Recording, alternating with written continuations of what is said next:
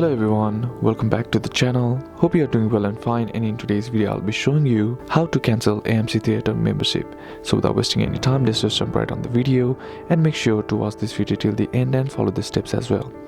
So the first thing that you need to do in order to cancel your AMC Theatres membership, such as AMC Stubs, A-List, what you need to do is follow the steps. So if you want to cancel online, what you need to do is head over to your browser and then simply on the search bar type in amctheatres.com. Now once you type on it, here what you need to do is log into your account.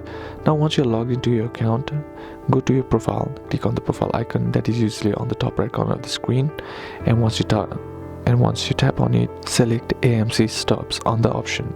Now once you do that, tap on under membership or A-List section, look for option to manage or cancel your membership, select the cancel option and follow the on-screen prompts to confirm your cancellation.